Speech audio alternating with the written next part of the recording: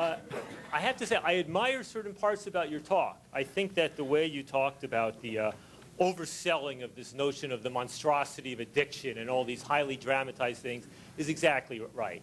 And when you talk about a drug treatment industry that has become obsessed with its own profit-making and lost sight of everything else, I think that's on point as well. And the same thing also with the kind of existential suffering that cuts across all classes. But I think you also make three very basic flaws in the argument that you're putting out there. The first one is that there's this wide body of evidence out there from around the world now on the efficacy of things like methadone relative to heroin, or even prescribing pharmaceutical heroin or buprenorphine. You know, nicotine patches and what have you for cigarette addiction. You didn't really answer his question there about cigarettes, you know, trying to quit cigarettes may be like having a flu, but why is it that tens of millions of people still can't seem to do it and it doesn't have relevance for heroin? And instead of looking at the evidence, you hold up, you know, one of the world's great totalitarian mass murderers and go, well, look, here's the silver lining on mass murder. He's scared a lot of heroin addicts off of using heroin. So I think that's the first flaw. The second one is that you paint with a broad brush about addiction and addicts in a way that is not just accurate about some, and certainly about the subsets maybe that you saw coming into your prison, but beyond that, you engage in a form of demonization and dehumanization about this, saying things that if you had 100 different drug addicts sitting in this room would not apply to probably a majority of them, which would be outlandish, but the implications of what you say are to suggest the most horrific types of draconian policies. And then finally, to the extent that there's really merit in your argument there, to the extent you make the argument that addiction has been portrayed as being far worse than in fact it is, to the extent you make the point that addiction flows from criminality, not the other way around, it seems to me you've laid out one of the strongest arguments possible for why we should move in the direction of decriminalization and legal regulation of these drugs. If criminality leads to addiction, then can we assume that in fact most people who are not criminals will not be drawn to addiction? And conversely, if it's not all that dangerous, then what exactly do we really have to fear? Ethan Edelman. Yes. Right.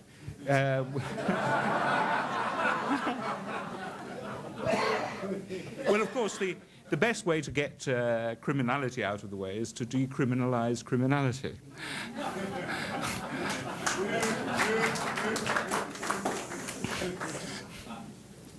It's not. Now let me talk about the methadone and substitution. It seems to me it is quite true, of course, that there has been a lot of evidence that if you give methadone to addicts, they reduce their consumption of heroin, for example, and actually start to behave slightly less antisocially. I say only slightly less because they don't stop being antisocial. However, it is also true that if you gave money to burglars, they would stop burgling. And furthermore, there would be a dose-response relationship. So the more money you gave them, the longer they'd stop burgling. But money is not a treatment of the disease of burgling. And furthermore, of course, methadone exerts a kind of tranquilizing effect for a long time, which heroin doesn't, which may explain some of the difference. Furthermore, the studies which show this kind of reduction in antisocial behavior and also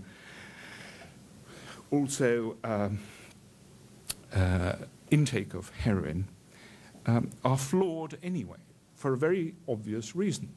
It does not follow from the fact that in a cohort of people who are given methadone and reduce their intake of heroin, that the total number of addicts falls in a society, for a very obvious reason. If you are a heroin dealer and I'm your customer and I say, well, thanks very much, I'm taking methadone now, what do you do with the heroin that you have actually imported and got? You go and find somebody else to take it. In other words, giving methadone is not like the treatment of tuberculosis. When you treat someone for tuberculosis, it's, of course, a contagious disease. You not only treat that person, you are interrupting the spread of tuberculosis. This is not the same with methadone. And therefore, and I say that actually the expansion of drug services fits what I'm saying much, and the epidemiology fits much better that kind of thought than that we are, by giving methadone, interrupting and stopping the spread of heroin. Because actually the increase in methadone usage in Britain just goes pari passu with the increase in the numbers of people taking heroin. So I don't think any study on an individual group of addicts will demonstrate the benefits claimed for it. And as I said, certainly in Britain, the studies show that their level of criminality remains extremely high, even if it's less high than it was before they were over-sedated with methadone. And methadone, of course, does actually have drawbacks, because it is really a moot point as to whether it saves lives or kills people, because large numbers of people die from methadone. You made one further, you made 3 points. Demonization. I don't think I'm demonizing them at all. On the contrary, I'm treating them, I think of them as agents. And I can tell you that my relations with the drug addicts, I won't actually say that they always loved me. That would be going a little far. And I was known as Dr. No in the prison. But I think in the end I had their respect. Because one very simple thing that I saw was they would come into me, doubled up in pain, screaming and so on. What they didn't know is that I'd observed them in the waiting room just before. I used to go and do this, when their behavior was completely different.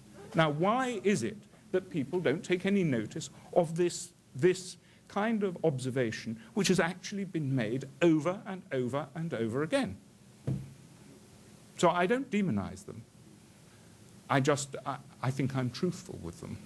Let's end with a question from Tom. I only dare use this microphone a second time because it just occurred to me that at this very same rostrum recently, Mr. Charles Murray, who is a statistician as well as a sociologist, suggested that the United States cease all money transfers for things like Medicare, welfare, drug treatment, every transfer, and instead get each person 21 years old or over $10,000 a year. I don't know it's taxable or not, but I think it's a minor matter. Now, obviously, it does two things right off the bat. It makes people, it reduces the divorce rate because you're liable to be losing half of your income. It also reduces immigration because those who immigrate without the desire to work won't do it. But what would it possibly is the cure for drug addiction? You get your $10,000 a year, and if you get married, so there's 20. You have to scratch out another 5 or 10, and you can quite get along. Anyway, just because Mr. Murray thought of the idea, I thought it'd sound you out. Well, it doesn't sound a terribly good idea to me. And I don't think it will address the problems that I'm talking about, because in fact, de facto, all the young people who are taking drugs do get. And I mean, maybe they don't get $10,000 a year. I don't know what the income they do get, but they do get an income because most of them are unemployed, and in Britain anyway, they get Social Security. Well, but they get $10,000 instead, just for drawing breath, which is the same as Social Security, isn't it? I mean, what's the difference? I don't get the difference. Well, that's the same with Social Security. Oh, you mean if they become drug addicted, if they turn out there's a penalty for them, if they spend their money on drugs, then the money is withdrawn from them, or? Who shall decide when doctors disagree? And at this point, thank you all for joining us.